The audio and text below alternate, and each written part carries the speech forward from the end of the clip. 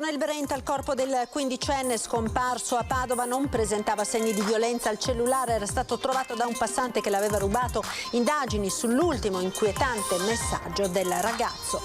Il simbolo Prima l'Italia, depositato da Matteo Salvini, continua a far ribollire la Lega in Veneto. Dopo le parole di Gian Antonio D'Arè, la richiesta urgente è quella dei congressi promessi da aprile e non ancora organizzati. Presentate le previsioni per l'estate 2022 della Costa Veneta. I numeri delle presenze pasquali hanno superato quelli pre-pandemia. Resta l'incertezza per le conseguenze della guerra. Il tragico schianto in cui ha perso la vita la giovane Samira, il 23enne alla guida dell'auto, non aveva bevuto. La ragazza era senza cinture di sicurezza. Sono in tutto 7 nel Veronese, nel Padovano e in Veneto orientale i casi di epatite acuta pediatrica registrati in Veneto e trasmessi dalla Regione al Ministero della Salute. 2 anni di maltrattamenti e vessazioni per un pensionato vicentino ridotto in povertà per l'estorsione continua di 3 stranieri. Uno è stato arrestato. Ieri i 110 anni del campanile di San Marco. Il 25 aprile del 1912 fu infatti inaugurata la nuova struttura costruita dopo il crollo di inizio Novecento. Per il monumento un periodo pieno di iniziative e di riscoperte. Ben ritrovati con l'edizione del Veneto dei nostri telegiornali. La cronaca in apertura, l'avete sentito, si conclude tragicamente la scomparsa del quindicenne Ahmed Padovano. Il suo corpo è stato ripescato nel fiume Brenta. L'hanno ritrovato i sommozzatori dei Vigili del Fuoco dopo alcune ore di ricerche. Il corpo di Ahmed, il quindicenne scomparso da casa 4 giorni fa, era a 7 metri di profondità nel fiume Brenta e il ritrovamento del telefono del ragazzo è stato decisivo. Difatti le ricerche si sono concentrate nella zona della passerella pedonale che collega Torre con Cadoneghe. La stessa mattina successiva all'allontanamento del ragazzo, un passante ha ritrovato questo cellulare abbandonato su questa passerella che da Torre collega Padova al comune di Cadoneghe, e se ne è appropriato cambiando scheda SIM, mettendo una sua scheda propria, e grazie a questa scheda siamo riusciti a risalire a questa persona che ci ha proprio raccontato di aver preso qui il cellulare già quella mattina. Per questo motivo sono iniziati anche le ricerche sono iniziate anche nel fiume Brenta e hanno portato al tragico epilogo di ritrovare il corpo di Ahmed.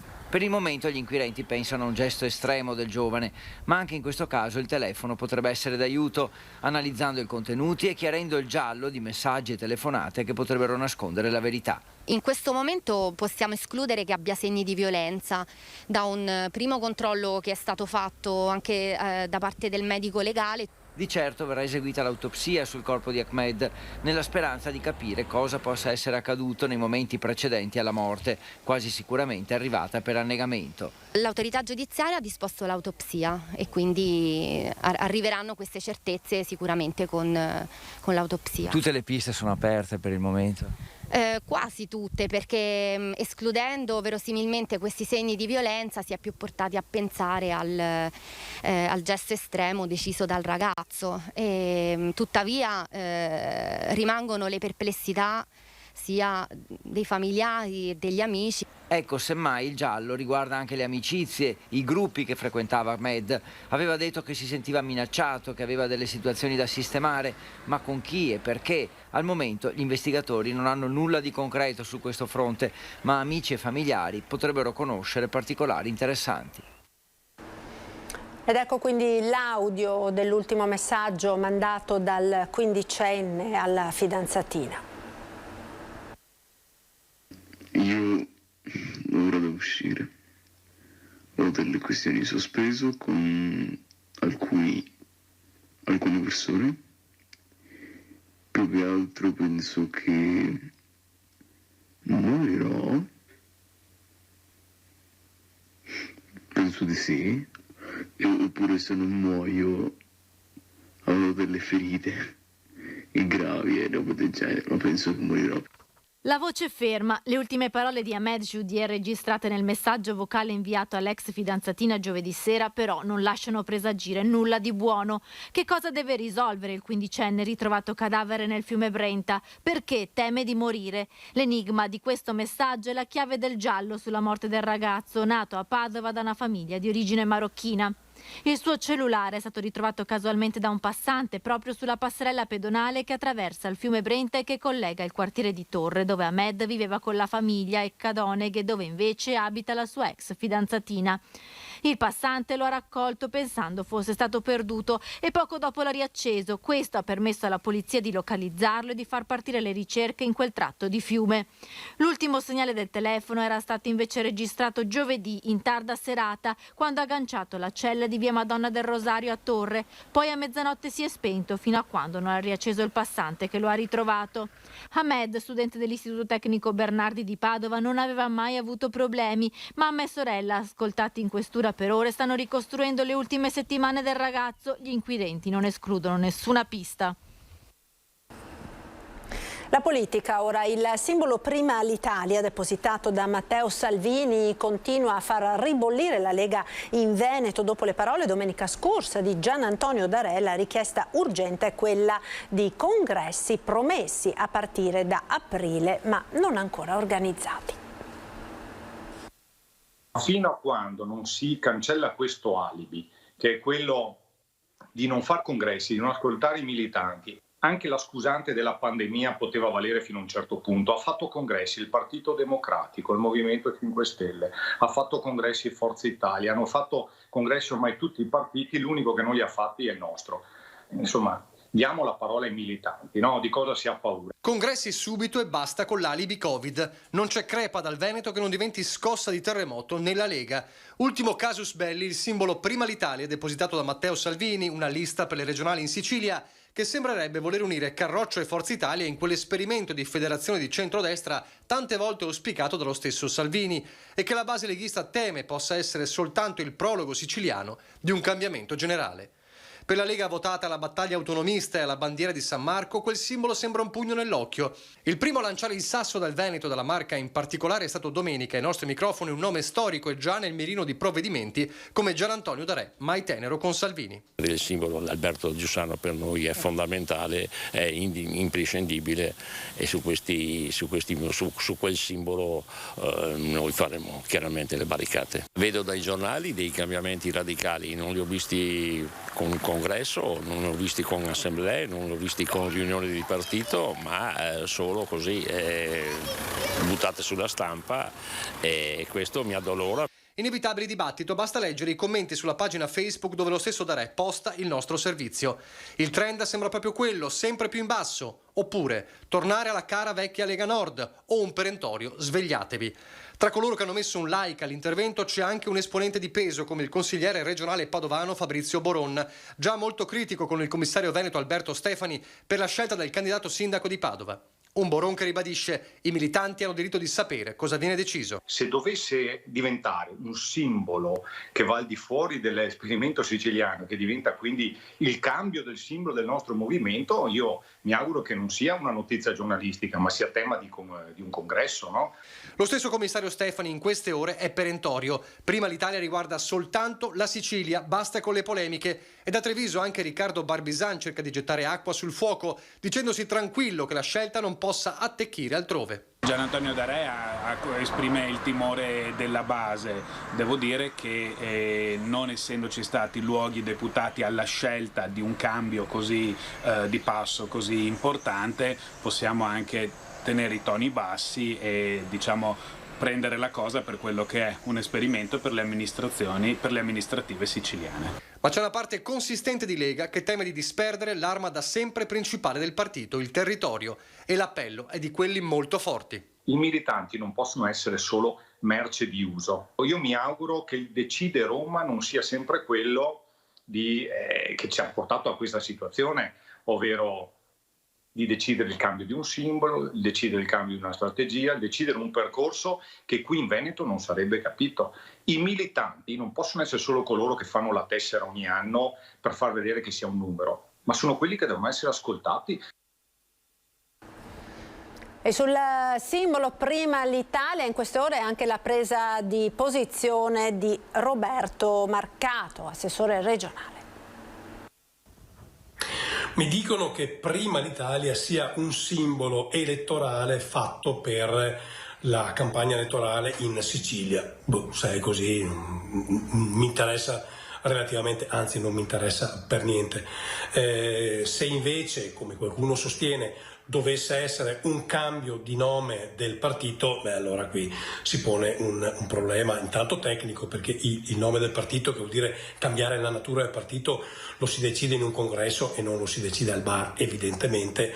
E poi nel merito, insomma, prima l'autonomia che prima l'Italia. Noi aspettiamo l'autonomia da anni, siamo nati per quello, il nostro partito è esattamente questa roba qua, quindi prima l'Italia, no, prima l'autonomia, prima l'autonomia, prima l'autonomia. A Vicenza ora blitz di alcuni esponenti Novax in città, offese ed insulti scritti sulle pareti della sede vicentina della Lega. Imbrattata con scritte Novax la sede cittadina della Lega in via delle Oreficerie in zona Fiera. Scritte e insulti vergati con vernice rossa, imbrattati il portone d'ingresso, le pareti esterne e il manto stradale prospiciente l'edificio. Il raid è firmato dall'inconfondibile W contenuto in un cerchio che richiama il movimento eversivo Vivi, un attacco del tutto simile a quanto era già accaduto a Padova il 20 aprile scorso contro Azienda Zero nella sede dell'agenzia che coordina la sanità regionale. Qualche mese fa anche a Schio sono stati segnalati imbrattamenti simili. Sul caso indaga la Digos, sospettati alcuni elementi della galassia Novax e No Pass che fanno riferimento a gruppi radunati nella piattaforma Telegram. Gli autori potrebbero venire da fuori provincia. La sanità ora sono 7 in tutto i casi di epatite acuta pediatrica registrati nella nostra regione, in Veneto, e trasmessi al Ministero della Salute. Epatite pediatrica acuta, anche in Veneto sono 7 i casi segnalati e trasmessi dalla Regione al Ministero della Salute. La più grave è una bimba di 8 anni ricoverata da venerdì scorso nel reparto di pediatria d'urgenza dell'azienda ospedaliera di Verona. Le sue condizioni sono comunque in miglioramento. Un'altra bambina di 13 anni, ne compirà 14 la prossima estate, ricoverata all'ospedale di San Donà di Piave 2 settimane fa, colpita in modo pesante da epatite, aveva allertato la pediatria del nosocomio. Fortunatamente la ragazzina ha visto regredire abbastanza rapidamente la malattia, tanto che è potuta tornare a casa in dimissioni protette, e cioè sotto osservazione ed effettua frequenti visite all'ospedale. Gli altri 5 bambini veneti colpiti da epatite acuta, tutti maschi, sono già stati dimessi, 2 di 1 mese e 10 anni d'età dall'azienda ospedaliera di Padova, 1 di 2 anni dalla pediatria di Campo San Piero e 2 di 13 e 14 anni dall'azienda ospedaliera di Verona. Il Ministero della Salute ha attivato la rete di sorveglianza dei pediatri per monitorare eventuali casi di questa forma di epatite acuta di origine ancora sconosciuta, che nel mondo ha già infettato 190 bambini, una quarantina in Europa. Il turismo ora, perché sono stati presentati questa mattina a Caorle i dati previsionali per l'estate 2022 della Costa Veneta. Intanto i numeri delle presenze pasquali hanno superato quelli pre-pandemia. Sentiamo. È stata una Pasqua al di sopra delle aspettative, senz'altro migliori di quelle dei numeri che avevamo avuto nel periodo prepandemico, con numeri estremamente elevati. Abbiamo raggiunto l'85-l'84% di occupazione media alberghiera sulla Costa Veneta in generale, contro un 70% circa del periodo pre-Covid, cioè 2019, dove la Pasqua cadeva esattamente negli stessi periodi del mese, quindi sfalsata più o meno di 3 giorni. Questo è stato un segnale confortante. Le presenze turistiche pasquali fanno ben sperare anche per una stagione estiva con buoni numeri, meteo permettendo. Sono stati presentati questa mattina a Caorle i dati previsionali per l'estate 2022 della Costa Veneta. Il mese di maggio sarà un po' sottotono, poi si dovrebbe partire. Il vero via della stagione credo lo avremo con l'arrivo delle festività tedesche, come sempre stato. Quest'anno la prima festività è al 26 di maggio con l'Ascensione, credo che da lì in poi non ci si fermerà più, insomma si possa parlare della stagione cosiddetta.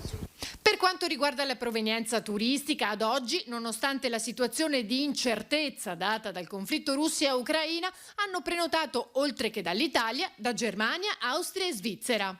I dati ci stanno comunque dicendo che c'è una buona ripresa del mercato estero, il mercato tedesco, che è un mercato importante per tutta la regione Veneto, ma anche in particolare per le nostre coste e per i nostri laghi, è un mercato che sta dando finalmente dei segnali che timidamente aveva dimostrato lo scorso anno, ma in questo momento in modo molto significativo, quasi a livello dei dati del 2019. Ovviamente i dati a consuntivo li vedremo alla fine, però al momento è piacevole per gli operatori vedere che tutto sommato il turista tedesco ha ancora voglia di ritornare nel nostro Veneto. La ripresa si vede anche nei campeggi del litorale, il cui turismo è soprattutto estero. L'occupazione media delle strutture è stata del 27,4%, con punte tra il 50 e il 60% verso metà aprile. Le prenotazioni per i mesi che vanno da luglio a settembre sono mediamente intorno al 70%, un risultato che supera di 22 punti percentuali quello dell'anno precedente. Che la nostra clientela per oltre l'80% proviene dai mercati stranieri e nel 2020 il calo complessivo del mercato in Veneto ha raggiunto per il nostro settore oltre il 50%. Che è stato solo parzialmente recuperato lo scorso anno. In questo momento però abbiamo delle aspettative molto positive di ritornare a rivedere il numero del 2019 proprio perché le prenotazioni dal mondo nord europeo, tedesco, olandese e danese in particolare sono molto significative. Torniamo ora in provincia di Treviso per parlare di incidenti stradali. È risultato negativo all'alcol test il ragazzo che guidava l'auto sulla quale viaggiava Samira Faiki, che si è schiantata lunedì all'alba sulla Ponte Bana, ha commosso il ricordo di chi conosceva la ragazza. È nata qua, lei è nata qua e aveva appena compiuto anche 23 anni, da poco. Dolce, solare, piena di vita, perché era piena di vita Samira. Nel condominio dove Samira viveva con la famiglia in via Conti Agosti a Mareno nessuno si dà pace. È ancora il momento dello shock per quanto accaduto lunedì all'alba sulla Ponte Bana Spresiano, quando l'auto sulla quale la ragazza viaggiava è uscita di strada. Uno schianto che le è stato fatale, mentre gli altri 3 passeggeri, compreso il guidatore, se la sono cavata con ferite di lieve entità. La madre di Samira, colta da malore, è stata portata all'ospedale di Conegliano, mentre in casa con gli altri figli è rimasto il padre Brahim, che in mattinata si è confrontato con i periti di uno studio di antinfortunistica. L'uomo, nel trevigiano dai primissimi anni 90, ricorda soltanto di aver salutato la figlia prima che questa andasse in discoteca per festeggiare il compleanno di un'amica. A raccontarlo Samira stessa sui social nel suo ultimo selfie. Ma un conto è il dolore di una famiglia, un altro l'indagine in corso. Ci sono da ricostruire gli ultimi secondi di vita della 23enne, ma soprattutto le esatte dinamiche della traiettoria mortale. 2 i punti che sembrano ormai certi. Da un lato la ragazza seduta sui sedili posteriori non indossava le cinture di sicurezza, dall'altro il guidatore, un ragazzo 22enne di origini guineane, è risultato negativo all'alcol test. Si resta in attesa degli esami tossicologici. Questo però non pregiudica l'apertura imminente di un fascicolo per omicidio stradale. Resta una comunità, quella di Mareno, che poco meno di 3 mesi fa ha pianto 2 giovani vittime, Sara e Jessica. Nello stesso condominio di via Agosti vivono alcuni parenti di Sara e anche il papà di Jessica, Alain, conosceva Samira. Io passando di qua li vedevo, ma comunque sono vicino alla famiglia e immagino il dolore che hanno in questo momento. Io che ci sono passato, che sono 86 giorni che è morta mia figlia e sono ancora affranto dal dolore, immagino loro appena successo. Mi metto a disposizione per qualsiasi cosa, moralmente posso dare una mano visto che io ci sono passato e per qualsiasi cosa sono qua. Sullo sfondo un fenomeno in continua crescita, quello del mancato allacciamento delle cinture di sicurezza. I dati dell'Apolstrada di Treviso comunicati dallo stesso comandante Simone Morello parlano chiaro. Nel 2019 ci sono state 1666 violazioni accertate, 2640 nel 2021. Impietoso anche il raffronto del periodo che va dal 1 gennaio al 25 aprile. L'anno scorso 781, quest'anno già 950, quasi 200 in più. Anche per questo gli agenti stanno intensificando i controlli.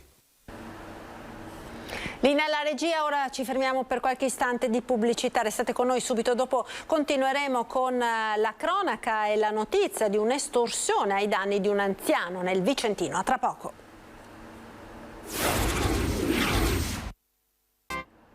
Eccoci nuovamente in diretta con il telegiornale del Veneto nel Vicentino, ora con una vicenda incredibile di estorsione nei confronti di un anziano. Un anziano vicentino di 75 anni è stato bersaglio per circa 2 anni di maltrattamenti ed estorsioni da parte di 3 stranieri.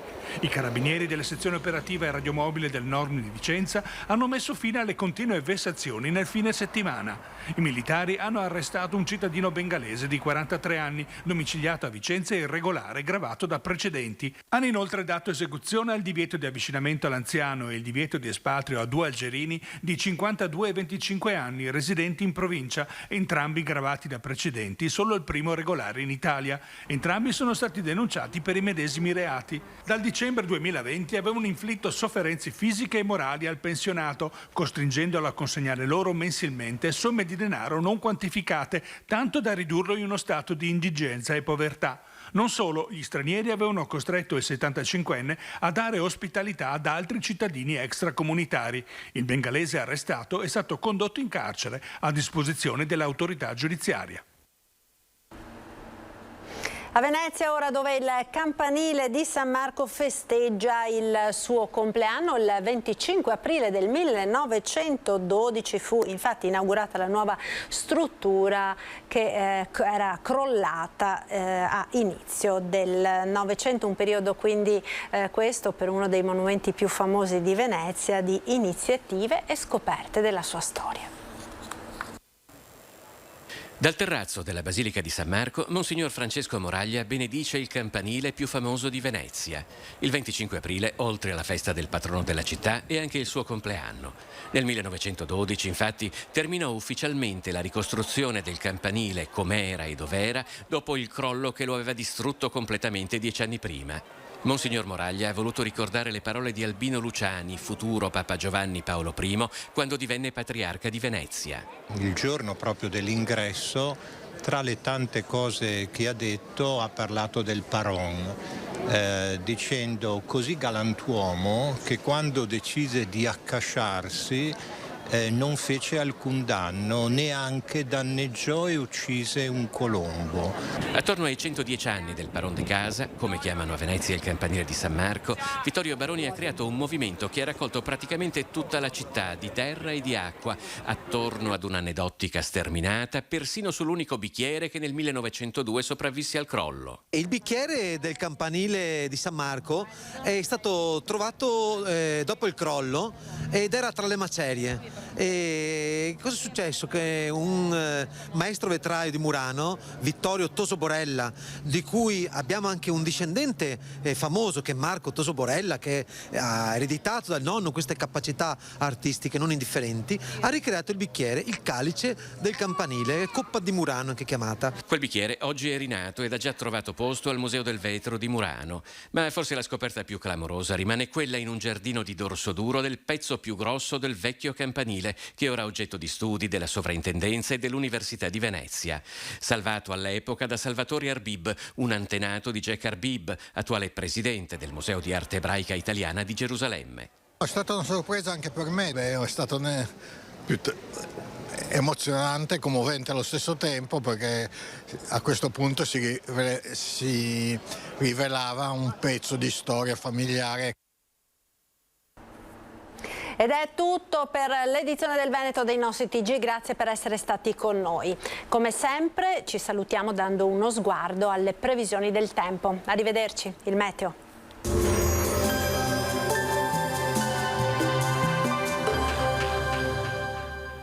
Cozza Arredamenti 2C congela i prezzi per tutto il mese di aprile. Soluzioni su misura e super sconti sulla merce in esposizione. Benvenuti al meteo. Pressione atmosferica in aumento su tutta Italia. Il tempo migliora dunque sul nostro territorio.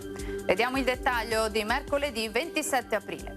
Sul Veneto in pianura avremo nebbie locali fino all'alba, ma in dissolvimento nella mattinata. A seguire cielo in prevalenza sereno o al massimo poco nuvoloso, ma insomma sarà ampiamente soleggiato. Precipitazioni assenti, venti a tratti moderati da nord-est. Temperature in aumento, minime tra 6 e 10 gradi, massime comprese invece tra i 16 e i 21 gradi. Spostiamoci ora sul Friuli Venezia Giulia, anche in questo caso tanto sole, il cielo si presenterà limpido, come vediamo, poco nuvoloso su pianura e costa, qui con bora moderata. Temperature minime sugli 8-12 gradi, massime sui 19-20 gradi. Infine diamo uno sguardo al Trentino Alto Adige, dove di fatto avremo poche novità, anche qui ampio soleggiamento ovunque con cielo sgombro da nubi.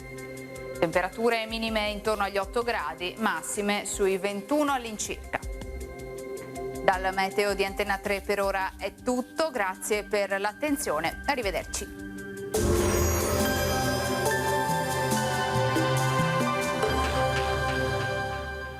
Cozza Arredamenti 2C congela i prezzi per tutto il mese di aprile. Soluzioni su misura e super sconti sulla merce in esposizione.